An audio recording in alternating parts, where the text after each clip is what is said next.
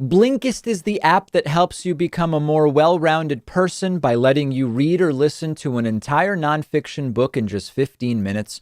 You can try it for free and get 25% off a subscription by going to Blinkist.com/David Pakman. All right, let's start today with another bizarre step that anti-vaxxers are willing to take despite not wanting to just go and get the vaccine, which is a known quantity.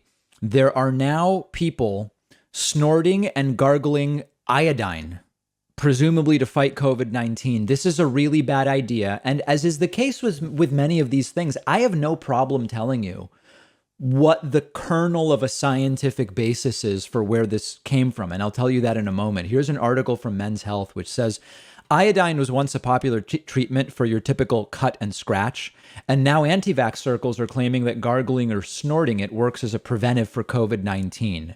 Povidone iodine, known commercially as betadine, is typically used on the skin as a first aid treatment or a disinfectant for surgery prep. Remember, in school, you would get a cut, you'd go to the nurse's office, they would put that iodine, the yellow stuff on it. It would sting, and and then you would go back to class. Typically, the brand has also introduced a 0.5% mouth rinse meant to treat a mild sore throat, not to prevent COVID. On September 8th, a Twitter user claiming to be an ER doctor tweeted, and we will show you the tweet, "Don't get COVID. Prophylaxis is not that hard. Also, nasal spray with a couple of drops betadine in it, and gargle with original Listerine." So you see here, there are a bunch of things in the picture, which I will describe. There's vitamin C, there's melatonin, there is, I don't know what that thing in the middle is, zinc, vitamin D, and then adds nasal spray with betadine and gargle with original Listerine. Unfortunately, this is a disinfectant, as William Schaffner, doctor, professor of preventive medicine at Vanderbilt, says. Its use has slowed down because even on scratches and cuts, its effectiveness has been debated. There's no data this would be effective for COVID.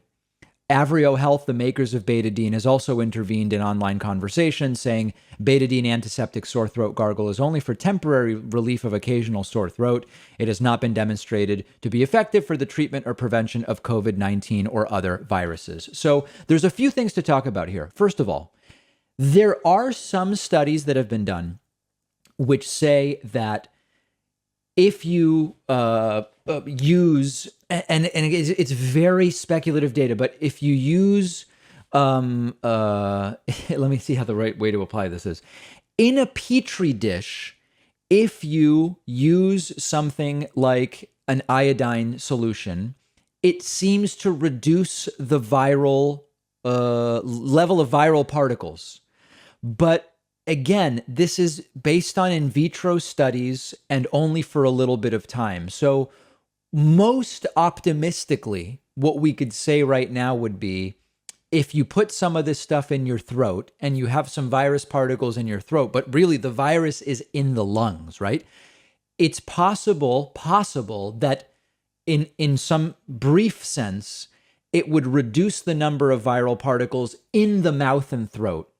But because it's in the lungs, if the infection is in the lungs, then within a very short time, those viral particles are going to reappear in the throat. What's going on here is that it's very similar to what happened with hydroxychloroquine and ivermectin. Iodine is just around. It's cheap, okay? It's widely available everywhere. So much like with hydroxychloroquine or ivermectin, it's logical that we would say, does any of the cheap stuff we already have and that's plentiful work for COVID? And sometimes you'll stumble across a false efficacy signal, as we saw early with hydroxychloroquine. You might stumble across some in vitro study or something like that. You know, the new thing when I go to my dentist's office is they have me rinse with something, and all it, my dentist says it seems as though just at a very micro level, it's possible this might kill some virus particles in your throat right now. But if you're infected and it's in the lungs and you're breathing it, the throat and the mouth are going to refill with it very, very quickly. So the big picture story here is, how are people that are insanely skeptical of things from verified sources about known quantities like the vaccine willing to accept what random people on Twitter say and just going and doing it? That's a real problem. That's a real crisis. And it's a crisis of education. It's a crisis of media literacy. But in the meantime, don't snort and or gargle iodine solution. Not something you want to be doing. I want to follow up about this bigger story through COVID that we're seeing of conservative radio hosts, anti-mask advocate radio hosts, anti-vax radio hosts dying of COVID after bashing vaccines. Business Insider now reports at least 7 conservative radio hosts and high-profile anti-mask, anti-vax advocates have died from COVID in recent weeks. Radio hosts Bob Enyart, Dick Farrell, Phil Valentine, and Mark Bernier, as well as former CIA officer and conspiracy theorist Robert David Steele, anti-masker Caleb Wallace, and South Carolina Republican conservative leader Presley Stutz, shared conspiracy theories about vaccines before catching COVID. They told supporters misinformation about the virus. They held rallies in opposition to mask mandates. As COVID cases continue to surge, nearly all of the deaths are among the unvaccinated, and misinformation remains widespread. Remember all of these stories. We talked about Bob Enyart refused to get vaccinated before dying of COVID. He had a show called Real Science Radio. He died Monday. Dick Farrell from Florida, radio host, advocated against the vaccine on Facebook before his death. Said the vaccines were bogus, said Fauci was a power-tripping, lying freak. He died of COVID. Phil Valentine, we covered extensively, who actually became a vaccine advocate after being hospitalized. He didn't make it. Phil Valentine died. Mark Bernier, we covered, another Florida right-wing radio host, said on air he was against vaccines. I'm not taking it. Are you kidding me? Mr. Anti-Vax Jeepers. He died of COVID. Former CIA officer Robert David Steele spread COVID denial conspiracies throughout the pandemic. He died from COVID over it looks like the last weekend in August. This is not fun. It's not funny. It's sad. And it's happening to people that listen to these folks as well. Caleb Wallace, anti-masker who protested COVID safety measures, spent a month in the hospital, only 30 years old, and died, called COVID tyranny, called lockdowns and masks COVID tyranny. By the way, another important detail, he started showing symptoms in July and treated himself with ivermectin, vitamin C, zinc, aspirin, and an inhaler. None of those things shown to actually work for COVID. Presley Stutz, 64-year-old South Carolina conservative group leader, died after making fun of masks. Chair of the Greenville Tea Party, made false statements about the virus, downplayed the importance of mask wearing. So, listen, in terms of hierarchy and reach and audience, these are relatively low-level radio people, right? I mean, they seem to have been true believers. They've now paid a price. The larger audience people, Hannity, Tucker, Laura Ingraham, Glenn Beck, people like that, they strike me more as being con artists. I think, particularly given the revelations that Fox News' vaccination and testing program is even stricter than the one outlined by Joe Biden, and yet Tucker and Laura, they keep working there. My sense is that the Fox people aren't really true believers. They are grifters. These guys really seemed to be true believers. And you even saw them change, some of them, like Phil Valentine, when it started getting really, really bad. Unfortunately, even these deaths may not convince people of stuff. If you go on the right-wing enclaves online, you will see people writing, these guys were murdered because they spoke out against the vaccine. It's an unfalsifiable claim, right? Well, it looks like if you're unvaccinated, you're more at risk. And look, now these people died. No. They were killed, the conspiracy goes, because they spoke out against the vaccine. There is no convincing a lot of these people, but hopefully these deaths are not completely in vain. They are senseless, but they are hopefully not completely in vain, in that some people will have been convinced to get vaccinated as a result. I don't know if that's the case. Let me know your thoughts. You can find me on Twitter at dpacman. What if you could read 10 books in just one sitting? That's exactly what one of my favorite apps lets you do. It's called Blinkist, and what they do is take thousands of popular nonfiction books. They condense them down into text or audio that you can consume in 15 minutes. Blinkist makes sure that you're getting all of the important core insights from each book. So it's perfect for exploring a book you otherwise wouldn't have time for. If there's a full book you're thinking about buying, you can use Blinkist to get a sample first. Just think how much you can enrich yourself by being able to soak up an entire nonfiction book in just 15 minutes. I recently read A Brief History of Time, of course, by the great Stephen Hawking. This is a book that I have been aware of for so long, and other things got in the way, and it was fantastic to check it out on Blinkist. Blinkist has books on politics, philosophy, science. They have 27 different nonfiction categories, and a subscription is only about $8 a month, and you get the entire library. But you can try it totally free and get 25% off a subscription when you go to Blinkist.com/David Pakman. I've put the link right underneath this video. Welcome back to the show. Remember that we are primarily funded by individual members through the David Pakman Show membership program. You can sign up. Really you. It's not other people. I'm really talking to you.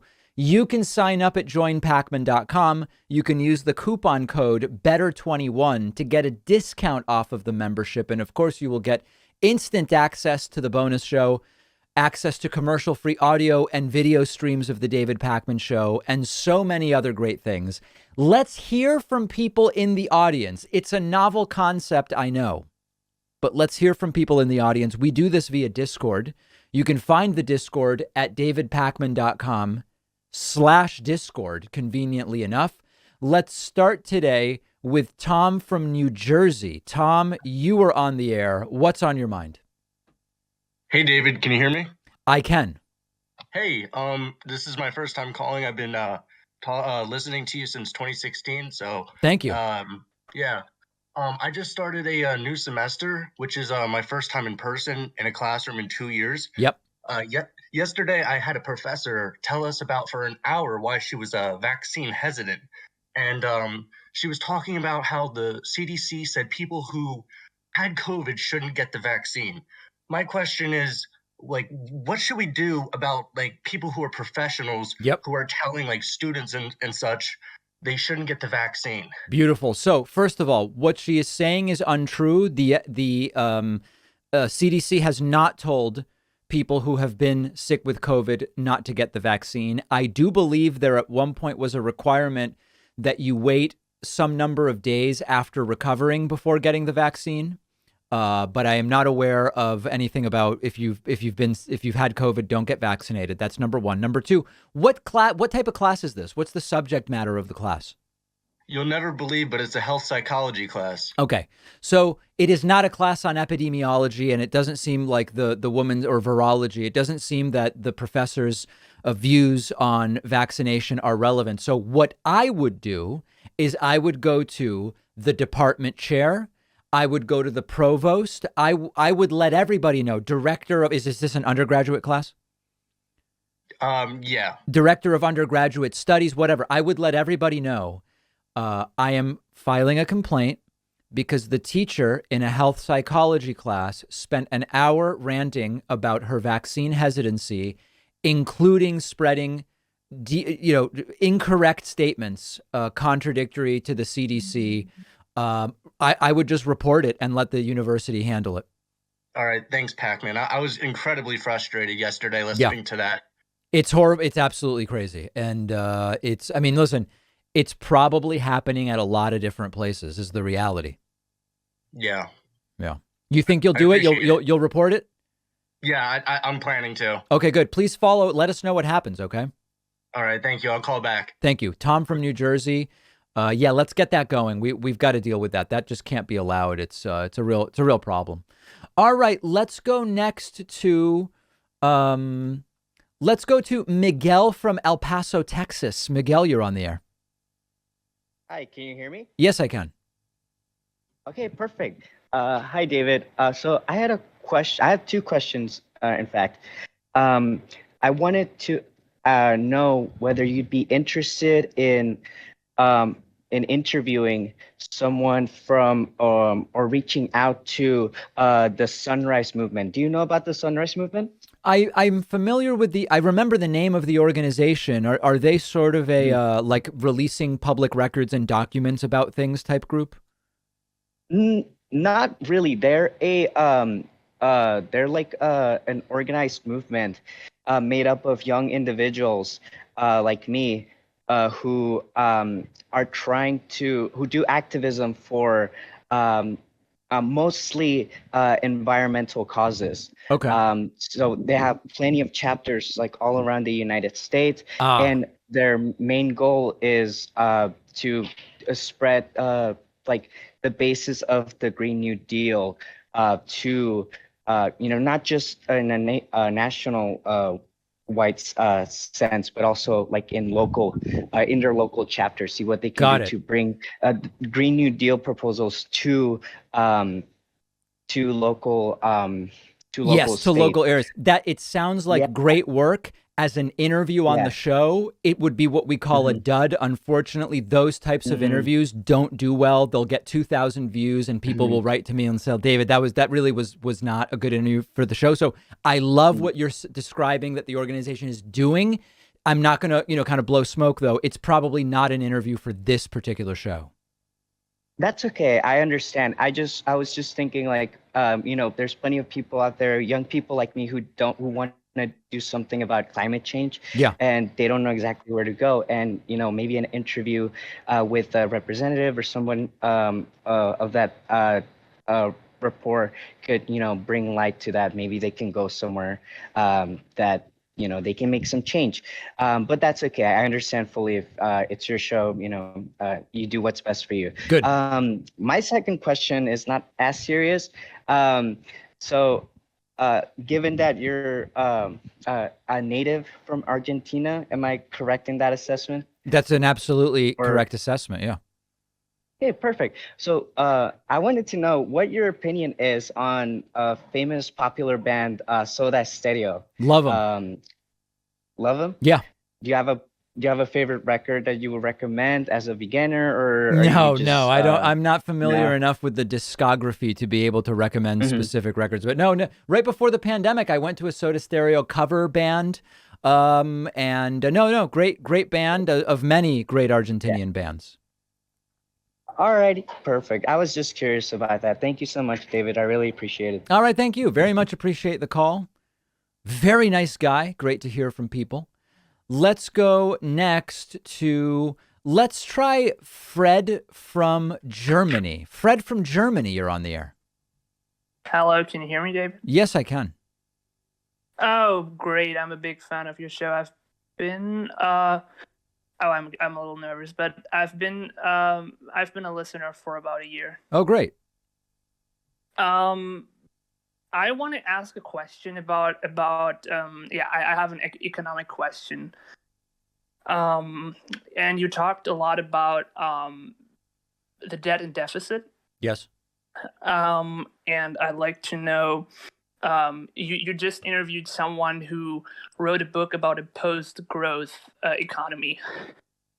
And my question about that would be, if you are in favor of sort of post-capitalist, post-growth ideas, and I don't say that you are, that's like a general you, shouldn't you be worried about debt and deficit in the way that if you're increasing the debt or the deficit in too high magnitude, you're sort of creating a need for more economic growth? Because if you if the debt grows much faster than the economy, then that's bad, right?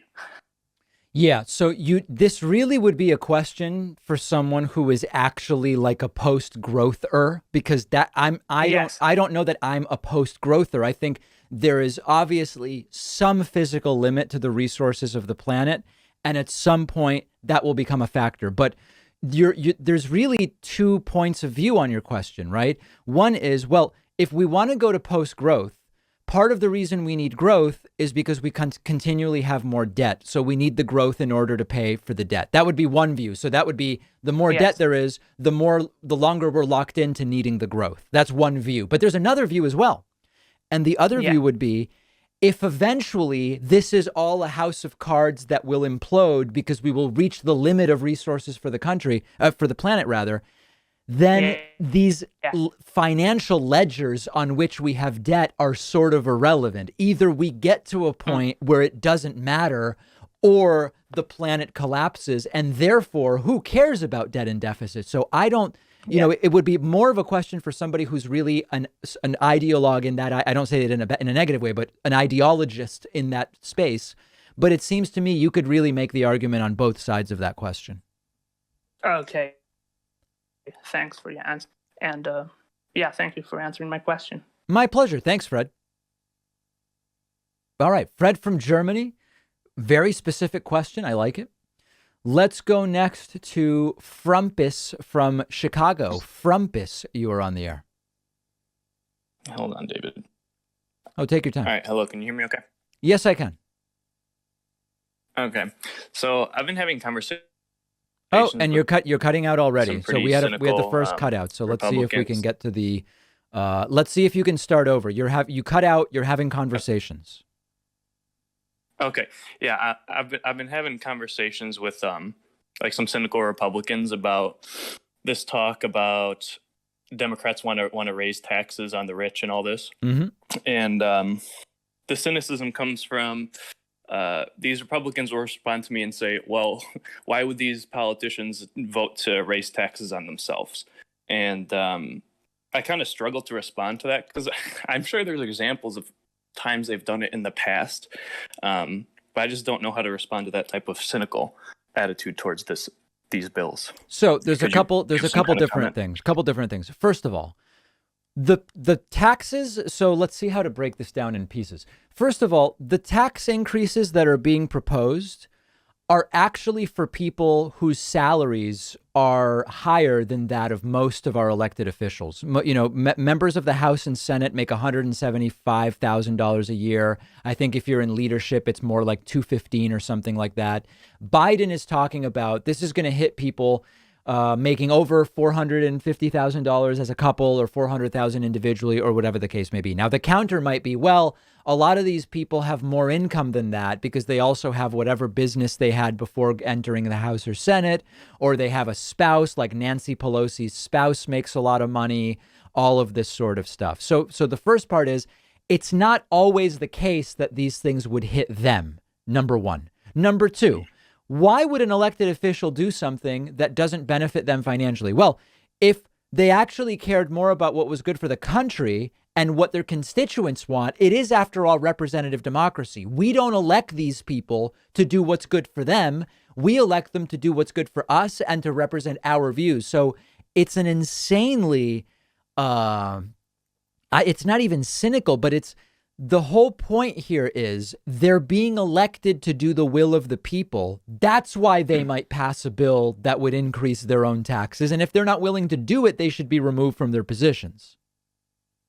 Right. I agree. And then just one more comment on that thing that you, the raising taxes bill that you just referenced. Do you know if that includes like investment income and capital gains and such or no? Well, my understanding is that it is talking about earned income, like wages. So when it talks about $5 million earners or whatever, my understanding is that's not talking about capital gains.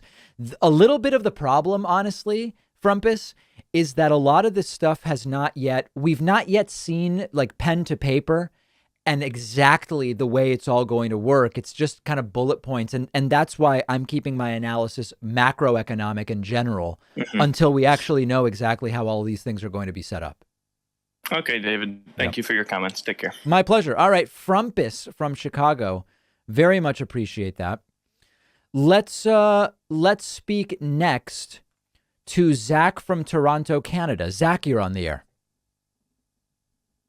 Hey David, can you hear me? Yes, I can. I was curious because I saw a video on you talking about socialism. I was curious of your reasoning of why you think the means of production should be privately owned rather than publicly owned. Well, I approach it a different way. Okay. My approach would be, why would the means of production, which might be built by an individual, paid for by an individual, insured by an individual, financed by an individual, why should ownership be taken away and either made societal or, in a communistic sense, state owned? Why would we do that? What would be the justification from taking it away from the individual that built it? Huh, okay. I guess I never thought about it from like the latter perspective. Well, I mean, apply it to anything, right? So you're sort of like, for me, the action that would be required to be justified would be, why would we be allowed to change the ownership structure of something that someone built? If you go to school and you learn plumbing, for example, and then you go and you buy all the plumbing equipment, you might take out a loan to buy that plumbing equipment, and you're a plumber for a bunch of time. And then at a certain point, you get big enough where you start hiring apprentice plumbers and all these different things. So it's your business. You own the equipment. You hire the employees. What would be the justification for saying, okay, now the business is no longer yours. Now it belongs to all of your employees, or it belongs to the state? What would be the justification for that? Um, I'm not sure Yeah. actually. I'm personally not a socialist, but I'm interested in socialist theory, and I was curious of why you personally weren't a socialist, but I mean that Yeah. that does make sense. So I have a ton, more broadly, I have a ton of videos about why I'm not a socialist. But to answer that specific question, it's because I don't think there's any justification for it. Okay, great. Thanks, David. I All right. appreciate hearing your perspective. I appreciate the question. Thank you so much for calling in. Let's go next to Jake from Chicago. Jake from Chicago, you're on the air. Jake from Chicago, you are on the air. Oh, hello, can you hear me, David? Yes, I can. Hey, David, I'm a longtime listener. Thank you. I'm currently a student at the University of Alabama, and one recent trend among these Southern college football games has been the F Joe Biden chants. Hearing these lunatics completely make ironic keep politics out of sports and then feel the need to disrupt the environment of the game, how do we approach dealing with these kinds of people? Well, approach in what sense? You mean what should be done at the game when the chant breaks out, or more generally?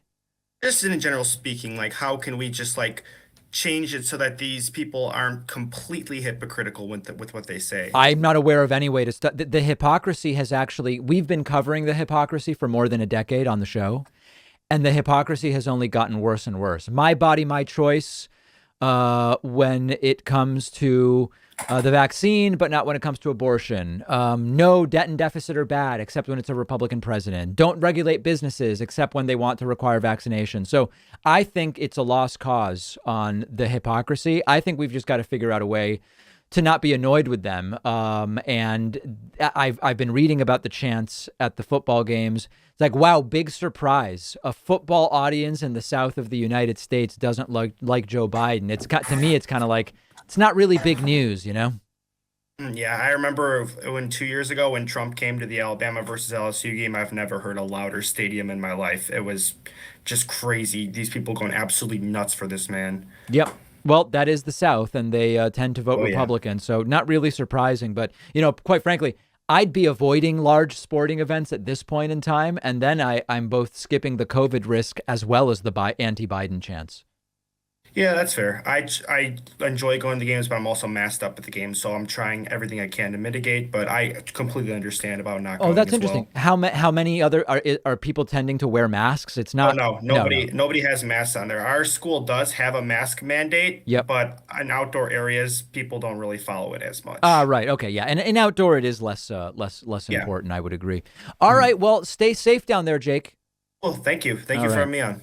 There is Jake. Let's take a quick break. If you're holding to talk to me, don't hang up because we're going right back to the phones momentarily. Don't forget that the best way to support the David Pakman Show is by becoming a member, which gives you access to the daily bonus show, the regular show with no commercials. You also get access to our entire archive of every episode dating back a really long time and plenty of other awesome membership perks. Go to joinpakman.com and use the coupon code BETTER21 for a huge discount. Joinpakman.com. All right, let's hear from a few more of you in the audience. We take calls these days via Discord. You can find the David Pakman Show Discord at davidpakman.com/Discord. Let's go next to Ashley from Florida. Ashley, you were on the air. Hi, David. I'm a big fan of yours. I listen to you all the time. Thank you. And thanks for taking my call. Pleasure. I am in Florida, and right now what we're dealing with are no masks in schools. We have people fighting against CRT. And I recently went to one of our school board meetings trying to advocate for masks in schools. The state has not taken funding or education for virtual options from the federal government. Right. And so I feel really out of luck with my kids. I'm just wondering, with the recent events with the Proud Boys being at the meetings in California yesterday, well, not the meetings, but the at the Newsom event rally, yeah. Yeah. They're also here in our schools and our board meetings. And I was So let wondering what me you see if I can understand that, Ashley. These are parents who are also Proud Boys, or these are just random Proud Boys going to school board meetings to complain about masks? They're parents that are Proud Boys. Oh, wow. There are parents that are Proud Boys in the school district. Yes. And are they making a big commotion at the meetings? No, there were a lot of police at the one we were at, which I know it seems like sometimes they're one and the same, but because I think of the extra police presence they had, there wasn't a fight. But the county north of me in Lee, they had a fight recently. You did a story on them. Yeah. Listen, but I don't know. I'm going to be really honest. I was just talking to friends who have kids right now recently, and I was saying, if throughout this pandemic, I had children and had to figure out daycare, schooling, they can't be vaccinated, some places don't want them to wear masks, I don't know what I would have done. It seems impossibly difficult. Like I just can't even imagine. It's one of the worst aspects of this pandemic. Does it occur to you to pull the kids from school? Is that even possible? Not that I'm recommending it. Not that I'm recommending it. Yeah, I have pulled from school, but there's some parents who, even if they wanted to, they can't because there's no funding. The state refused federal funding for virtual options. So they didn't really give parents a choice on this end of things. Right. And some people are saying, I'm going to homeschool, but that's number one, arguably not so good socially for the kids. And number two, a lot of parents work, so they can't be homeschooling. Right. And I think everybody deserves to be able to have a public education and be safe. Absolutely. Yeah, no, I can't even imagine. It's, I mean, what's the hope? Just that we eventually get past the pandemic? I mean, is there really any solution while the pandemic is going on? It seems like it's becoming a lost cause in some of these counties. I know. That's why I was calling you. Yeah. To see if you had any answers. Do you have it? I'm like, is there any action you're thinking of taking? Let me put it that way. Yeah, we're trying to organize, but I think we're really outnumbered here. It's difficult. Yeah. Well, listen, Ashley, I wish I had specific advice for you. I don't, because it's a tough situation, but we're with you, and keep us posted about what goes on down there. Okay, thanks, David. All right. Thanks, Ashley. Ashley from Florida. Not a good situation, guys. Not a good situation at all. Let's speak next to Emily. Emily, you are on the air. And Emily disappeared. Let's go next to Justin from New York. Justin, you're on the air. Hello? Hello. Oh, can you hear me? Or it's Yes, I can. okay. Hey, David, how are you? First time caller, long time listener. Thank you. No problem. I have a question though. Like, because I always ask is that like I have because I have like friends that are anti-mask and anti-vax and everything. I also have friends that are pro-vaccination. But what I always ask everybody to get a good answer for is that like, what's the end goal? Like, because if you're not gonna get the vaccination, you're probably gonna get COVID. So is your end goal just to get COVID and survive? Gamble with that? Yeah, that's it. That's basically their view. I mean, have you asked them? What do they say when you ask them? They say literally they say like, oh, I have an immune system, or oh, I'm scared of the shot. And like I got the Johnson one, and like that it hurt, yeah, but the thing is though, it's like it's just something you like I just try to say like I don't know if you have any like I don't want to censor like quit being a B word about it and just take it. Yeah, I have a question. When you say that you got the vaccine and it hurt, are you talking about the moment they inject you, it hurts, like the little prick from the needle hurts, or are you talking about like later you had arm pain or whatever? Yeah, both. Like the moment like it's a shock, but you're fine. But then after that, like I had arm pain and I had 2 fevers, but after the vaccination, but after that done day, I was just fine. I was just like my arm was just sore for like yeah, like I get that there's a fear of needles, and that's a specific thing. But when people say getting the shot hurts, I mean, it's literally 1 second. They put the shot in, maybe it's 3 seconds. That part I don't get. Like, I get the fear of needles that some people have. That's a widely known thing. I get not wanting to feel sick for a few hours or a day or two or whatever, flu-like. But the actual pain of the shot, I don't get, because it's under 5 seconds. It's that part is strange to me that would make someone not get vaccinated. Yeah, and not only that, but my second question is that like you have I think you probably have like this question asked many times that I don't want to repeat it, but you'll have Republicans who are elected Republicans who are against the vaccine mandate or against any measures to really even mask mandate measures to mitigate the spread of the virus. Do you think it would be a good political strategy for the Democrats to say these people like Ron DeSantis are like pro-COVID? They're against every measure to mitigate COVID, so they're pro-COVID. They want COVID to win. We've talked about that a little bit before. I mean, maybe, it's really a rhetorical trick to say that some of these people are pro-COVID. I don't think it'll really catch on very much, but sometimes I'll say it. It's like some of these people are some of the biggest supporters of the virus that I've ever seen. I don't know that it's going to be any big kind of game changer in terms of getting people to take things seriously, but you're right. It's almost like, are they trying to spread the virus via their policy? But I don't think it'll make a big difference to adopt that as a rhetorical trick. All right, well, that's pretty much what I have to say today. All right, I appreciate the call. Thank you so much. Great to hear from you. Some great calls this week. Why don't we go next to Christian from California? Christian, you're on the air. Hi, David. Can you hear me? Yes, I can. So I was wondering, with the big kerfuffle made this week from Joe Manchin coming out and saying he will not vote for the $3.5 trillion infrastructure bill. Yeah.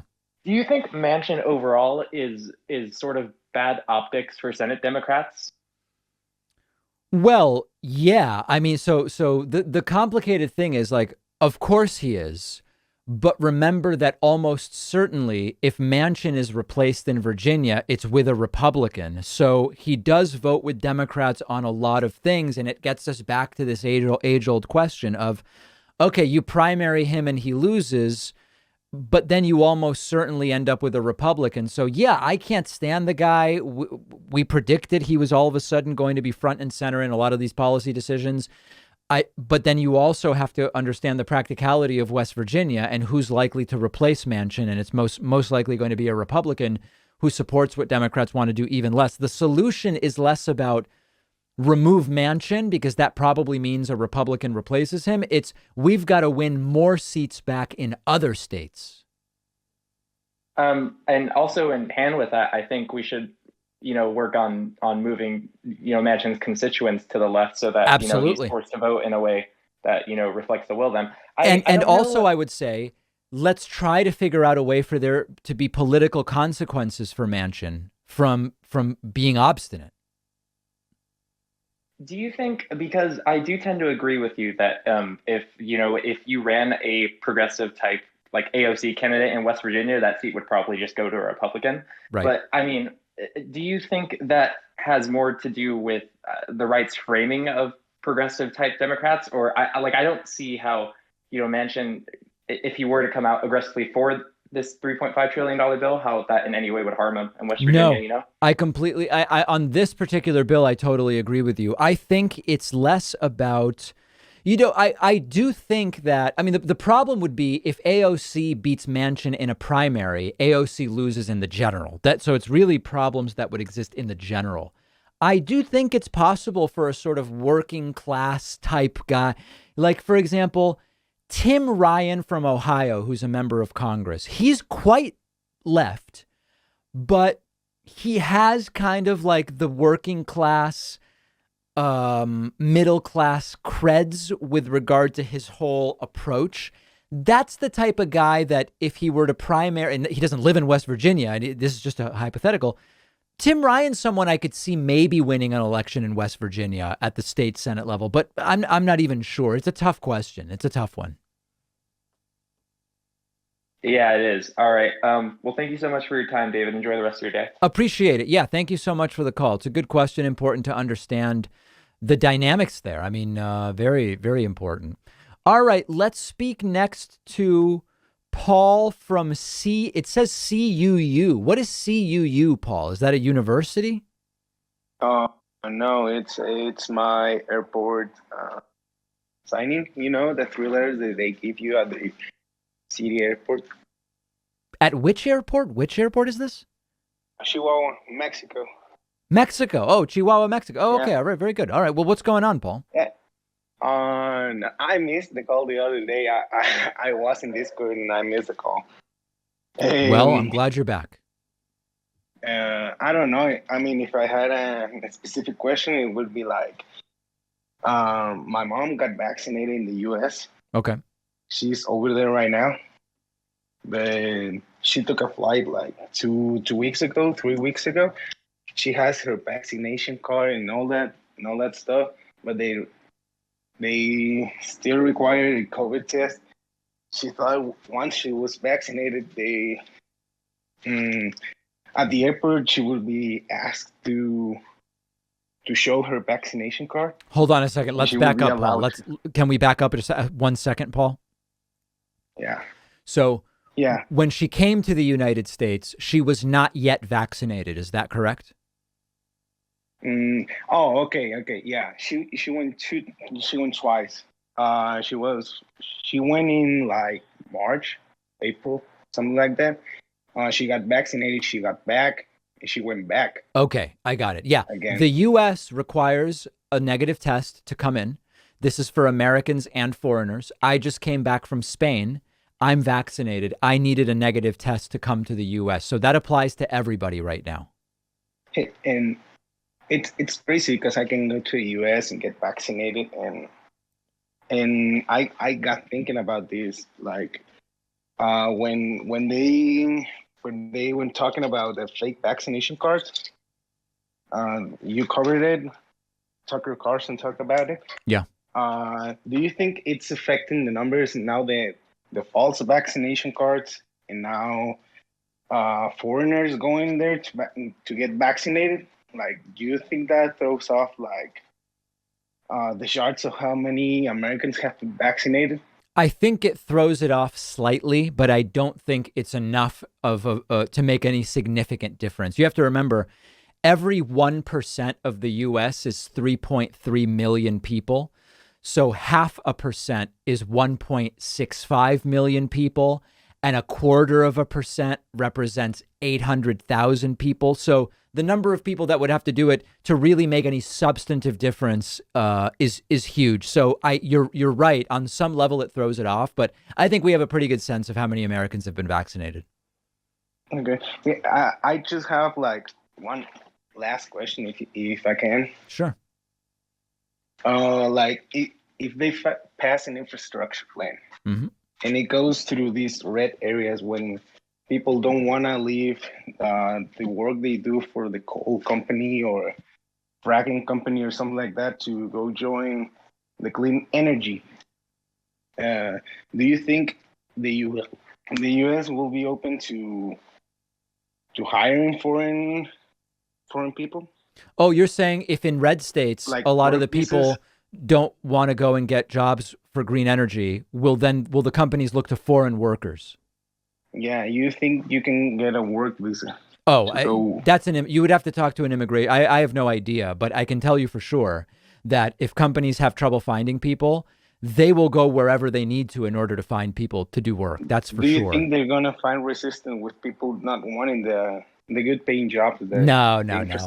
I think think 99% of these right wingers who love oil, if the job opportunity is to be a solar panel installer and it pays $25 an hour, I think they're going to go and get the job. I think it's that simple. Well, a shame, I think. Well, thank you, David. Okay, thanks, Paul. Great to hear from you, Paul, from Chihuahua, Mexico. That does it for calls today. I'll speak to everybody again very soon. If you value what we do at the David Pakman Show, remember to support us on Patreon. Go to patreon.com/David Pakman Show, where you can get access to behind the scenes videos, the daily bonus show, the commercial-free daily show, as well as special discounts on merch, including hats, hoodies, mugs, and t-shirts. You can support the show for as little as $2 a month. Check it out at patreon.com/David Pakman Show. All right, let's get right into your emails. You can email us info@davidpakman.com. Every Friday, we take a look through the mailbag, so to speak. It's really more of an internet folder, but it still seems like we call it a mailbag. I don't know why. It doesn't make any sense. And emails of all sorts are featured. You can email info@davidpakman.com with your thoughts about the show, politics, questions, whatever the case may be. So many meaty and substantive emails this week. Let's start one email from one of our viewers who is a neurologist making a very important point. Last week, you had a caller that mentioned nurses talking about how the COVID vaccine might cause individuals to misinterpret their symptoms. It seems this discussion of the nurses might be a misinterpretation of an actual report. There is a report that there are, quote, functional neurological disorders after the vaccine. I am a neurologist. Functional neurological disorder is the medical term for what used to be called psychogenic symptoms. In other words, folks are reporting symptoms that are not of medical origin after their vaccines. Below is a summary of the report from Medscape. Happy to interpret, but as a brief summary, there are a number of neurological examination tricks that neurologists use to identify psychogenic versus neurological weakness. One of these is the Hoover sign mentioned below. Yeah, so this is a really important thing. A lot of the time, people will not understand the difference between a symptom and an actual physiological side effect of a medication. And for example, you can have a headache after a vaccine or after a medication or after working out or whatever. It's not that the headache isn't real, but there may not be a physiological cause for that. but it doesn't make the symptom any less real. And there's a lot of different terms that are sometimes applied here in different disciplines. Sometimes people talk about psychosomatic. We don't even need to go into that. As our viewer here is saying, we're talking about when we say functional neurological disorder, if you don't know what that means, you're like, whoa, the vaccine causes a functional neurological disorder. As is being pointed out, that means there's a symptom which we don't believe to actually be caused by something going on neurologically. And this applies in many other areas of medicine as well. Very important point, and you can read more about it if that's interesting to you. Next email comes from Cody. Cody says, hello, David. I'm having trouble dealing with the fact that some members of my family have stated they will never get the vaccine, especially my brother, who's a local business owner and comes into contact with a good deal of our community.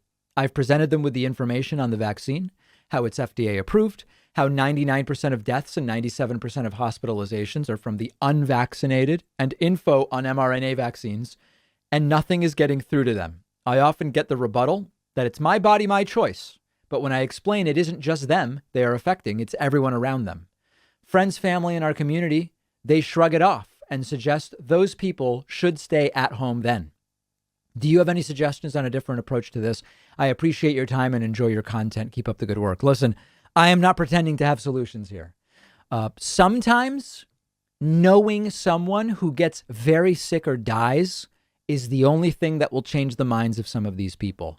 Even then, sometimes that won't change their minds. So I don't have advice, sadly, other than advice for you, which is at a certain point, you might decide for your own sanity.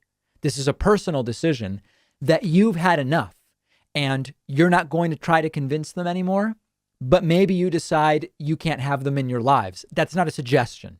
And I've not decided that with anybody, but you might reach a point where you say, this is too much. The stress of this is too much. And for safety and sanity, I'm opting out of this relationship. Or you might say, I'm just going to try to keep going because it's so important to me. Or you might try a different approach. I don't know. I wish I had an answer about what the right way to convince these people, what the most effective way would be to convince these folks. Next email today is from Michael. Michael says, hi, I watch the show from the UK most days, find them entertaining and informative. Nevertheless, I cringed. Oh no. I cringed during an article when you repeatedly said a COVID number that had tripled had increased by 300%. Tripling means an increase of 200%, just as doubling would be a 100% increase. Careful with the maths and keep up the good work. I cringed when I realized I made this mathematical mistake. I make every effort to be accurate and precise with the audience. I appreciate the correction from Michael. And when I said the other day, COVID cases are up 300% and deaths are up 70%, 300% is a quadrupling, whereas the 70% increase in deaths is almost a doubling. Okay. Apologies and always appreciate the corrections. Sky wrote in. Sky says, David, my in-laws are both major Trump supporters as well as deep into conspiracies. My husband and his mother regularly have debates and recently had one that took an interesting turn. They were talking about vaccines, and in his desperation to get her to see reason, he suggested that all the misinformation was a liberal conspiracy to eliminate all the anti-vax conservatives in order to win elections. He also posed the question of how many liberals have died due to COVID and asked her to name one. She could not. I found this strategy interesting and thought you might as well. Do we have to sink so low as to basically trick anti-vaxxers into getting the vaccine at this point? Would it be effective or damaging in the long term? I've talked about this before. I think that there would be, I don't know if we would call them scams. There would be things Joe Biden could say and do that would make the right go and get vaccinated. For example, imagine if Joe Biden announced, like, of course, he would never do it. It would never be legal. But imagine if Joe Biden announced, because of all of the things that these red state governors are doing, after October 1st, conservatives and Republicans will no longer be allowed to get the vaccine. It's like, it's so obviously impossible legally and logistic, like it just would never happen. But the point is, I am convinced that if Trumpists, conservatives, Republicans, whoever is in the anti-vax group, if they came to believe that they were not going to be allowed to get the vaccine because of their political views, millions of them would run out and get the vaccine. There's no question about it. If a theory, hypothesis, rumor started to spread that the left doesn't want conservatives to get vaccinated so that they die, I think there is no doubt that if it was believed, of course, if it was believed, that a ton of these right-wingers would go out and try to get vaccinated. Now, is it damaging in the long term? Yeah. I mean, if Joe Biden did something like that, even if it worked, I do think in the long term, it would be damaging because it would further foment the idea that the government is lying to you and you can't trust the government to do anything, and on and on and on. So I'm not recommending it. I don't think it would be a good long-term play, but it would sure as hell work with some of these some of these right wingers. So interesting that the conversation went that way. Spencer wrote to me. Spencer said, I am seeing studies suggesting that teenage boys are far more likely to suffer from myocarditis related to the vaccine than to end up in the hospital from COVID. Have you heard anything backing this claim up? I'm only able to find a few articles talking about it. Yeah, I read a study this morning about it. It's not true. In fact, there was a study that was going to look at myocarditis in teenage boys, and it had like a sample of 9 million vaccinated teenage boys, and like none of them got it, or at least none of them got it badly enough to have to be hospitalized or something like that. No, the evidence I've seen is that the vaccine is safer than COVID at every age group, Very important, because there are some who will say, if you are of a certain age, it actually makes less sense to get the vaccine. But from what I've seen is that at every age group, for just about every medical condition, you are better off with the vaccine and its possible side effects than you are getting COVID. Big picture, statistically speaking. Lastly today, this one's a doozy, guys. This is from JJ. This stuff is constantly coming into my email. It's just dumping in all the time. Here is someone who has somehow ended up believing really incorrect things about COVID and vaccination. JJ says, David, sir, no, they didn't say sir. How about the adults unable to get the real vaccines? Also, the Delta virus thing, a complete lie. COVID sexed when and how. No mutations right there. The proof needed. It's so sad that this is going on in our country. I don't know what else to say. You know, how about the adults unable to get the real vaccines? I think this is some allusion to fake vaccines. I don't know. The Delta virus thing is a complete lie.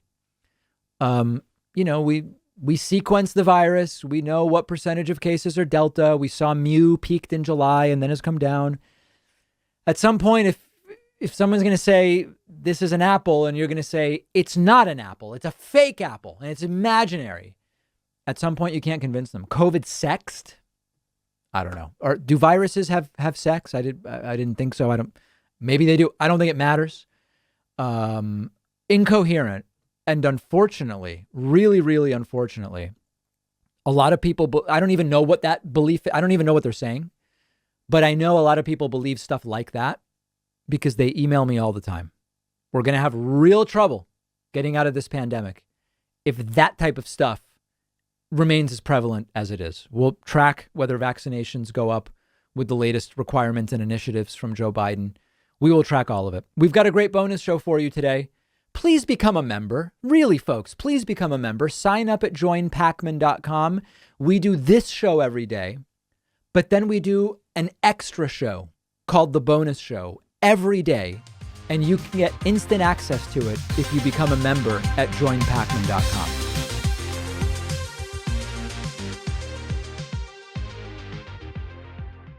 Thanks a lot for watching today's show. I just want to take a second to tell you about today's sponsors. Blinkist is the app that helps you become a more well-rounded person by letting you read or listen to an entire nonfiction book in just 15 minutes. You can try it for free and get 25% off a subscription by going to Blinkist.com/David Pakman.